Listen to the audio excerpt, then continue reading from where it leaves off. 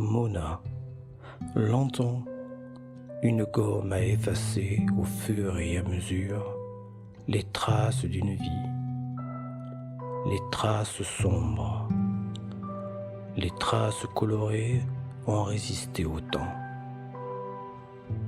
Très longtemps, elle n'a parlé en souriant que du paradis de son enfance. Un jour noir, promenade lente d'une vieille gomme sur des feuilles blanches. Dans les traces, jour après jour, rejaillirent les visages, les scènes enfouies au plus profond. Mona, ses pastels, ses cahiers.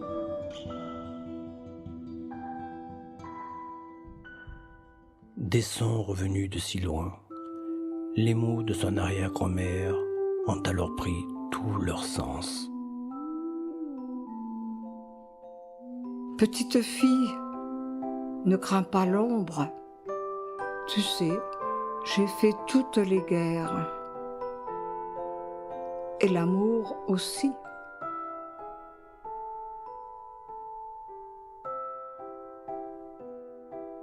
Quand tu seras grande, je te raconterai.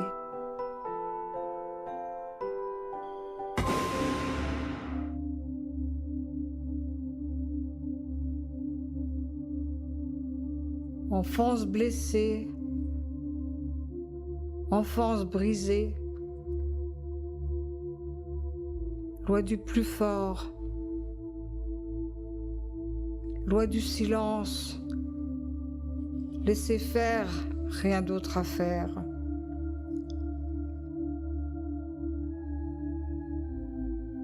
Vous les grands, vous les méchants,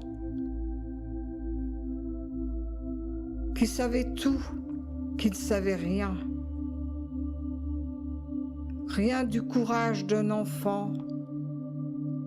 Ils ne savent pas ceux qui sont grands.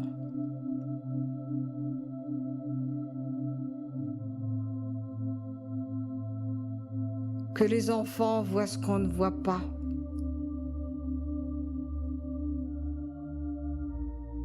Même s'ils se taisent et qu'ils ont peur. Vous les grands, vous les méchants,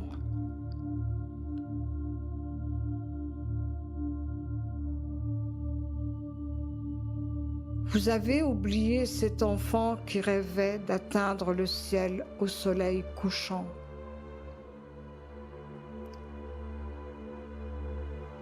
Vous les grands, vous les méchants, quelle tempête, quel grand vent a éteint cette flamme qui éclairait la nuit de votre cœur d'enfant.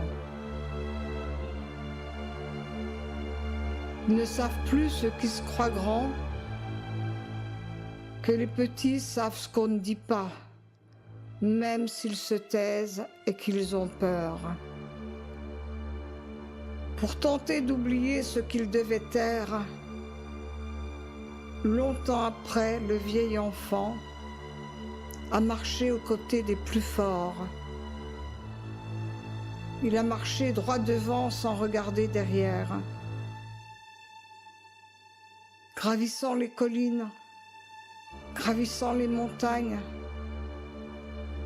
sans jamais oublier les petites fourmis reprisant leur maison piétinée par les grands, sans jamais oublier les dieux de son enfance, ces dieux au sourire tendre, ces dieux aux pieds d'argile, leurs regards égarés, des images, des sons avec des couleurs, et puis avec des mots.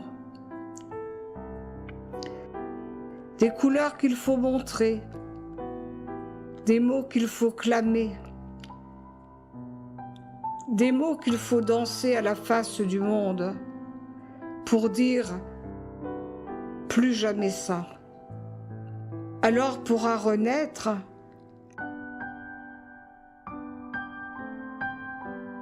l'amour à l'endroit.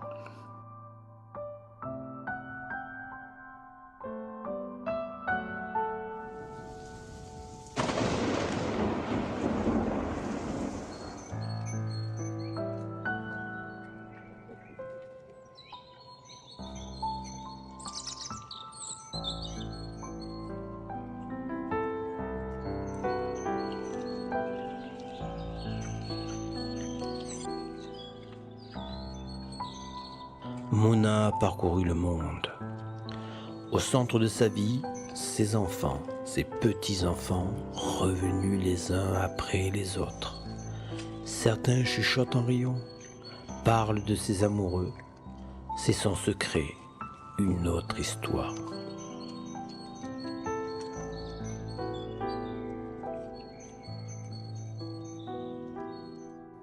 Vieille branche, décennies calcinées. Long hiver, terre en jachère, feu de friche, sol brûlé. Alchimie, terreau propice aux talents oubliés. Du verre tendre à travers la cendre, explosant de couleurs que l'on croyait perdues. Des verts gris, des gris bleus, des grenats, du blond, du rouge coquelicot, du bleu bleuet. Prémices d'autres récoltes, promesses d'autres semailles, d'autres moissons. Des jours qui passent et qui trépassent, laissent la place à des printemps tout neufs. À d'autres vieilles branches, à d'autres jeunes pousses, à des étés dorés, des automnes flamboyants, à des hivers tout blancs.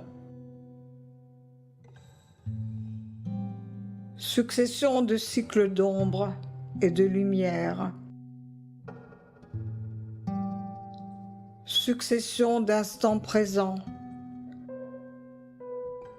jusqu'au bout de la vie.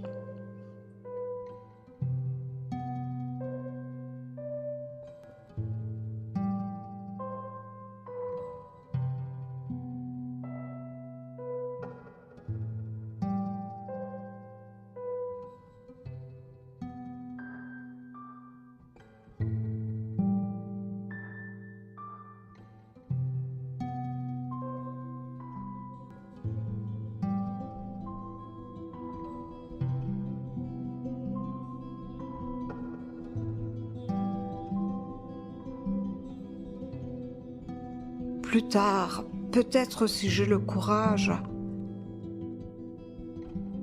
un livre. Il a un titre depuis longtemps. L'arbre qui danse.